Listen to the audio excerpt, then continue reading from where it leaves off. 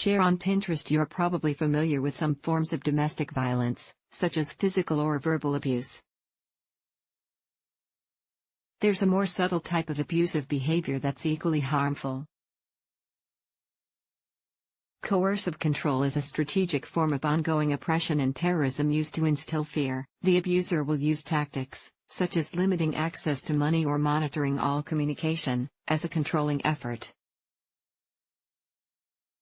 While this form of abuse is illegal in some countries, including the United Kingdom, since 2015, it's not considered illegal in the United States unless a crime has been committed. Anyone can experience coercive control, but it's often grounded in gender-based privilege. Between 60 and 80% of women seeking assistance for abuse have experienced coercive control. Here's a look at 12 major signs of coercive control, along with some resources that can help you get out of a bad situation. 1. Isolating you from your support system. A controlling partner will try to cut you off from friends and family or limit contact with them so you don't receive the support you need, says clinical psychologist Callie Estes, PhD. Here are a few ways they do this, suggesting shared phone and social media accounts for convenience, moving you far away from your family so that it's hard to visit them, fabricating lies about you to the others, monitoring all your phone calls with your family and cutting the line off if anyone tries to intervene, convincing you that your family hates you and doesn't want to talk to you too. Monitoring your activity throughout the day. Abusers pursue coercive control through attempts to make themselves omnipresent, says Wendy L. Patrick, Ph.D., a career trial attorney and expert in criminal law. They do this by wiring your house with cameras or recording devices, sometimes using two-way surveillance to speak to you at home during the day. This invasive surveillance often extends to private areas, such as the bedroom and even the bathroom, notes Patrick, adding an element of humiliation to what is already a clear boundary violation. 3. Denying you freedom and autonomy. Someone exerting coercive control might try to control your freedom of movement and independence. Some methods include not allowing you to go to work or school, restricting your access to transportation, stalking your every move when you're out, taking your phone and changing all your passwords. 4. Gaslighting. The abuser must always be right, and they will force the victim to acknowledge this, says Estes. They'll manipulate, lie, and gaslight to get their way and convince you that you're wrong. Example: say your partner comes home from work, expecting dinner to be served. They said they wanted steak before they left. When you serve dinner, they might throw it on the floor, scream, and yell that they wanted burgers, claiming that you're too stupid to follow simple directions. You then find yourself questioning your own memory, apologizing, and remaking dinner. 5. Name-calling and putting you down. Malicious put-downs, name-calling, and frequent criticisms are all forms of bullying behavior. They're designed to make you feel unimportant and deficient, says Melissa Hamilton, Ph.D., a criminologist and expert in domestic abuse. 6.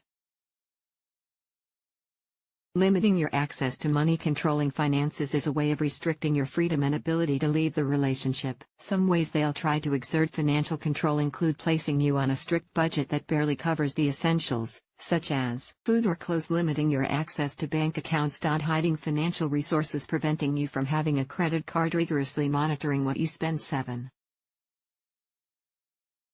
Reinforcing traditional gender roles. Regardless of the type of relationship you have, your partner may try to make a distinction between who functions as the man and the woman in the relationship.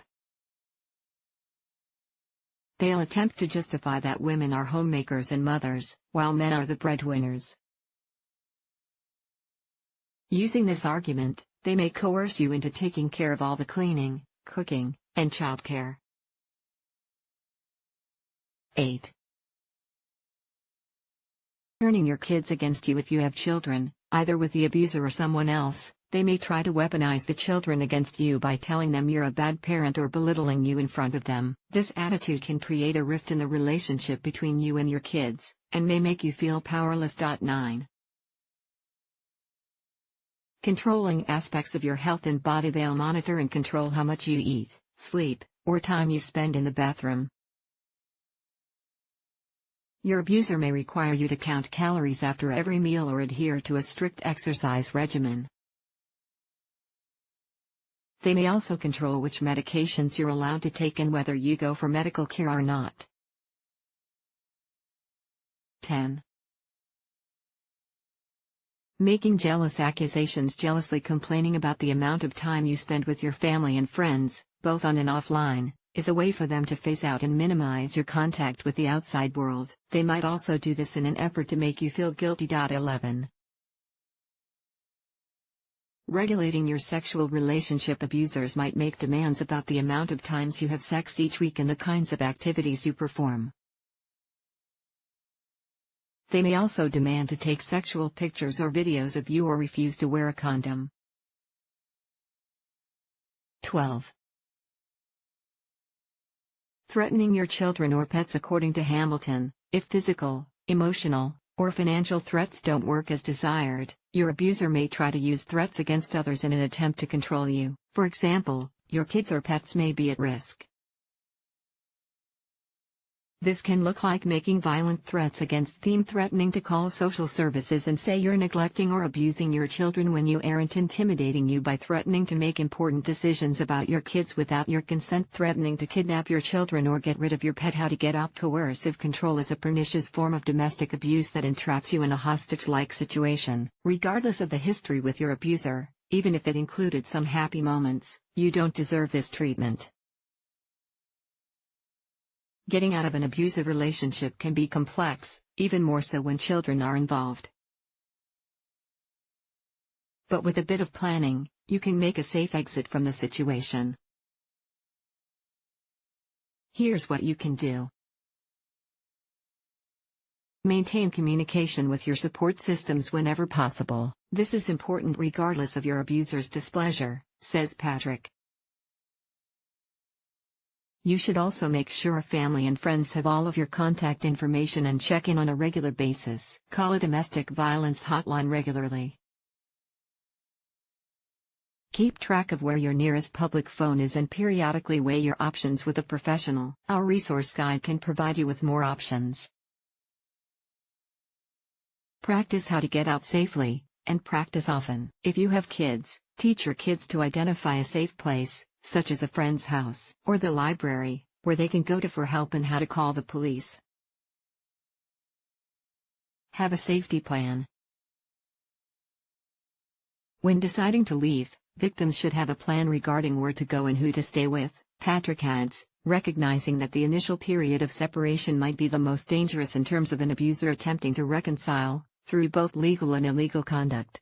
If you're in immediate danger, call 911 or your local emergency number if you're able to. Some cities have introduced the ability to text 911. Ask your local law enforcement about whether they've rolled out this program. You can also just send the text. You'll get a bounce-back notification if the system isn't available in your area. If you can't call or text 911, try to physically remove yourself by getting to a neighbor's house or nearby business.